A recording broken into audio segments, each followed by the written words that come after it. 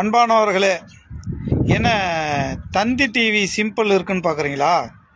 வாங்க என்னன்னு பார்க்கலாம். அன்பான தமிழ் சொந்தங்களே வணக்கம். இது உங்கள் பேச்சுரிமை அதிகாரம். கற்பி ஒன்று சேர் புரட்சி செய்கின்ற வரிகளுடன். இந்த தந்தி டிவிக்காரன் விடுதலை சிறுத்தைகள் கட்சி மீது என்னதான் கோபமோ என்னன்னு தெரியல. ஆனால் இந்த விடுதலை சிறுத்தைகள் 8 தொகுதியில் நிற்குது இல்லையா? இந்த 8 தொகுதியிலையும் போயிட்டு கருத்து கணிப்பு எடுத்துட்டானாம். இந்த கருத்து கணிப்பில் விடுதலை சிறுத்தைகள் எல்லா தொகுதியிலுமே பார்த்திங்கன்னா தோன்றுமா. ஏன்டா டே, எங்கடா போய் நீங்கள் கருத்து கணிப்பு எடுக்கிறீங்க?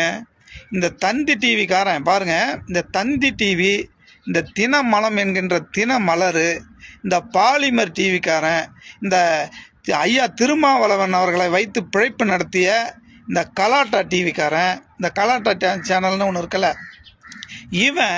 இவனுங்க எல்லாமே அதோட பார்த்திங்கன்னா இந்த ஒரு தத்தி ஒருத்தன் இருக்கிறான், இந்த சாணக்கியாவா, இந்த சாணக்கியா யூடியூப் சேனல்காரன், இவனுங்கெல்லாம் பார்த்திங்கன்னா இந்த விடுதலை சிறுத்தைகள் ஒருபோதும் தமிழ்நாட்டில் வந்துடக்கூடாது, தமிழ்நாட்டில்னு இல்லை இந்தியாவில் எங்கேயுமே வந்துடக்கூடாதுன்னு அப்படியே கண்ணும் கருத்துமாக மக்களிடையே பொய் செய்தியை மட்டுமே கொண்டுட்டு போய் சேர்க்குறானுங்க. அப்படி சேர்க்குறானுங்க. ஏன்னா இந்த கள்ளக்குறிச்சி தொகுதியிலலாம் பார்த்திங்கன்னா விடுதலை சிறுத்தைகளுக்கு பானை சின்னத்தில் அவ்வளோ ஒரு ஆரவாரமாக இருக்குது, வெற்றி வாய்ப்பு பிரகாசமாக இருக்குது. அதே போல் பார்த்திங்கன்னா நம்ம திண்டிவனத்தில் நம்ம இஸ்லாமிய சகோதரர் ஒருத்தர் நிற்கிறார். அங்கே பார்த்திங்கன்னா அவர் ஓட்டு கேட்கவே போக தேவையில்ல. திண்டிவன மக்கள் சாதி மதம் பாராமல் அவருக்கு ஓட்டு போடுறதுக்கு எல்லாமே ரெடியாக இருக்காங்க. அவர் எப்போவே பார்த்திங்கன்னா அந்த மக்கள் என்ன சொல்கிறாங்கன்னா வெற்றி பெற்றுட்டாருன்னு சொல்கிறாங்க. அதே போல் பார்த்திங்கன்னா வன்னி அரசு நிற்கிற தொகுதியிலையும் அதே தான். அப்புறம் செய்யூர் தொகுதியில் கட்சியின் பொதுச் செயலாளர் அண்ணன் சிந்தனை செல்வன் அவர்கள் நிற்கிற தொகுதியில் பார்த்திங்கன்னா அவர் ஜெயிச்சிட்டாங்கன்னே சொல்லிட்டாங்க. அதை போல தான் எல்லா தொகுதியிலுமே விடுதலை சிறுத்தை கட்சி நிற்கும் தொகுதியில் அனைத்து தொகுதியிலுமே எல்லாம் டிவி பத்திரிக்கை எல்லாமே போய் பார்த்திங்கன்னா பார்த்துட்டாங்க, கருத்து கணிப்பும் கேட்டுட்டு வெளியிட்டாங்க. இந்த இப்போ சமீபத்தில் கூட பார்த்திங்கன்னா மின்னம்பலம் அப்படின்னு ஒரு டிவி சேனல் இருக்கு இல்லைங்களா? அந்த டிவி சேனல் குறிப்பாக பார்த்திங்கன்னா விடுதலை சிறுத்தைகள் கட்சி 8 தொகுதியிலையுமே போயிட்டு கருத்து கணிப்பு எடுத்து மிக தெளிவாக பார்த்திங்கன்னா அந்த சும்மா சாதாரணமாக டீ கடையெல்லாம் போயிட்டு அவங்க கருத்து கணிப்பு எடுக்கல.